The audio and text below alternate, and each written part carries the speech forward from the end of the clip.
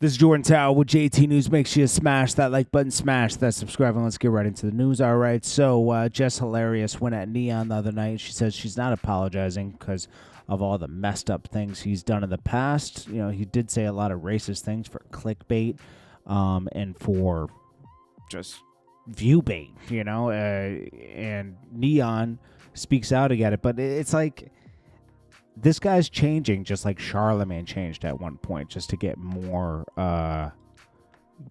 money. Like, let's just be honest, okay? You know, the kind of racism that he was talking out loud and just triggering people isn't good for advertisers. Just like the thing Charlemagne was doing wasn't good for advertisers when he was trolling everybody and saying shock value stuff.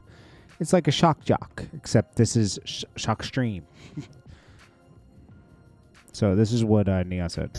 I just wanted to make this video really quick to talk about everything that's going on the internet, things from my past, and just sincerely talk to you guys human to human. And first and foremost, I just want to take accountability, you know, for everything that I've said or done in the past. To anyone that I've talked to anyone I've said anything insane to anyone that I've made a remark to, I'm very genuinely sorry from the bottom of my heart. Deep inside, that is not the person that I am, and I want to apologize and take accountability and tell you that that is not okay. It's not.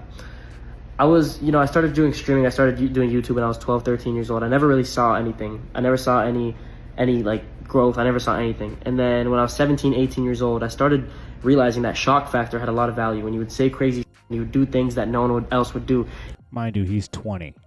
This only was 2 years ago he's talking about. It would bring your views up, and all I wanted in life was to be big. All I wanted in life was views. All I wanted in life was clout.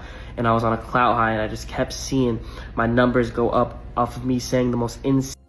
What is up, guys?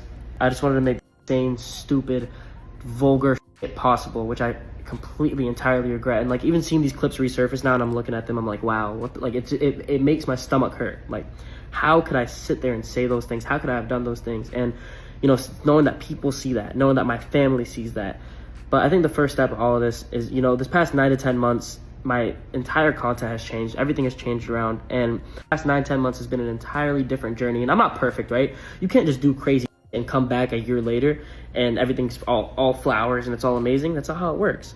It's a slow grind, and it's a personal grind. It's a personal growth journey that I've already started and I'll continue to start. And I want to say one thing about the Breakfast Club really quick. You know, a lot of people, you know, there's 50-50 people saying, you know, getting mad at them for going in on me and all this. I knew what was going to happen going into the Breakfast Club, and I went there for a reason, right?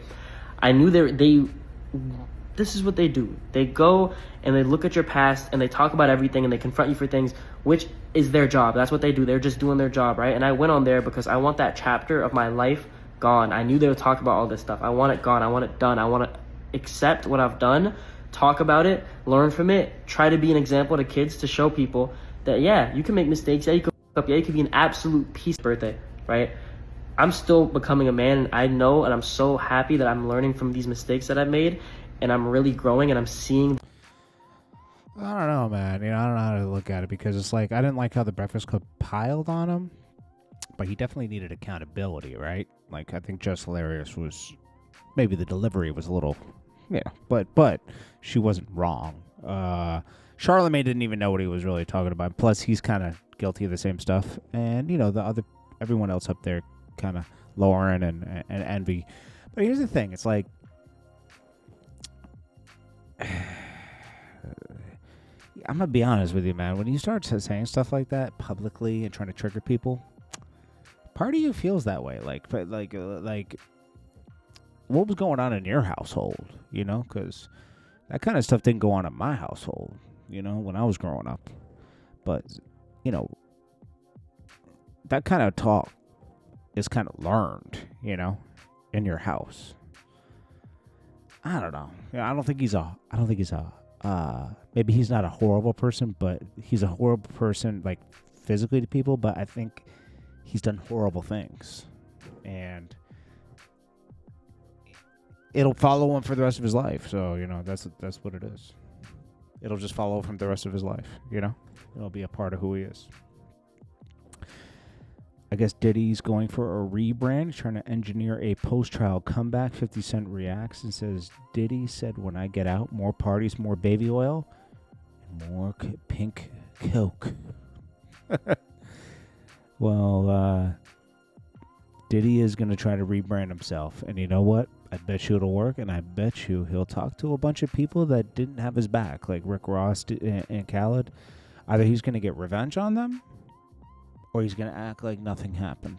We kind of talked about this the other night.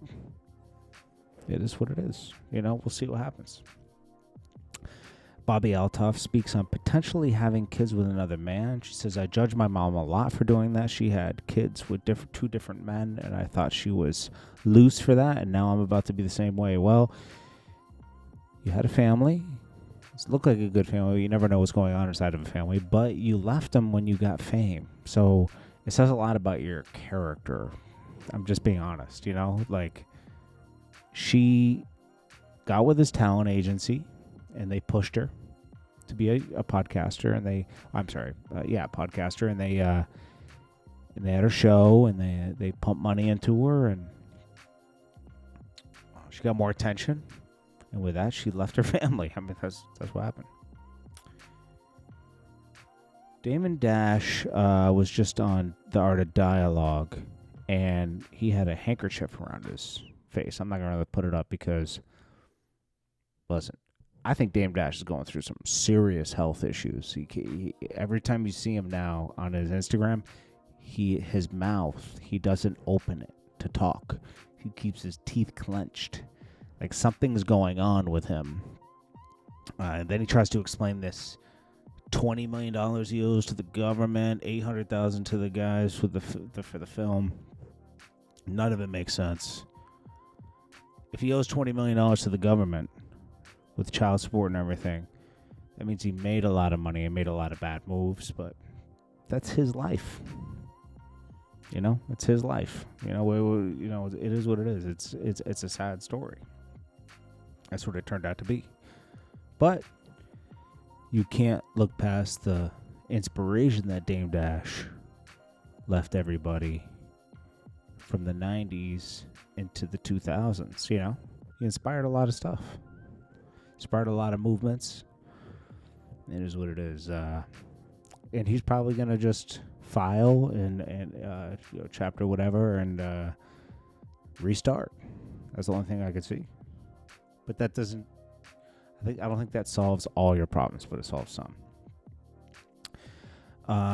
Everyone should go check out the Wale and Pusha T song that dropped called Damage Control.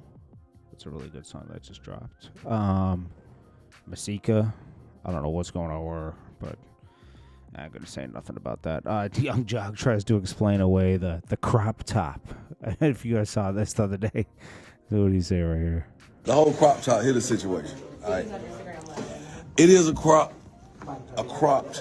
top jogger, all right? But in performing, it raised up a little. Yes, I originally had a t-shirt on. I took the t-shirt off. It's all good. It don't even matter, like. I don't know. I think that was made for women, bro. I think you bought the wrong tracksuit. One thing about it, I'm a real one, so, y'all can say about them Atlanta jokes, cause, hey, Atlanta been Atlanta, you know what I'm saying? We who we been, and people. Young Jock does stuff like this all the time. He probably did this purposely to get people talking. He doesn't care.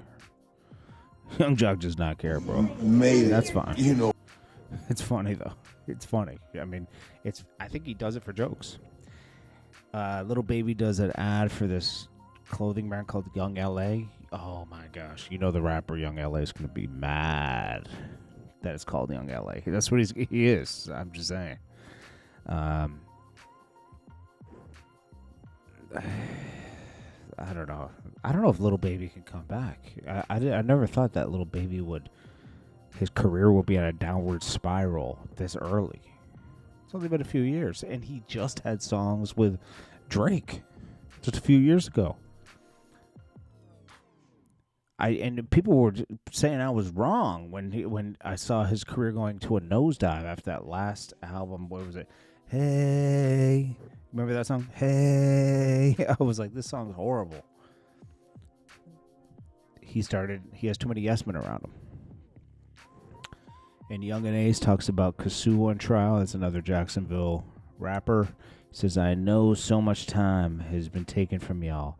I've been just trying everything I can for y'all. When I fall short, I know I have the best, but ain't nothing I won't do for y'all. Praying for you to overcome this. Y'all will, I trust. And he says, free the innocent.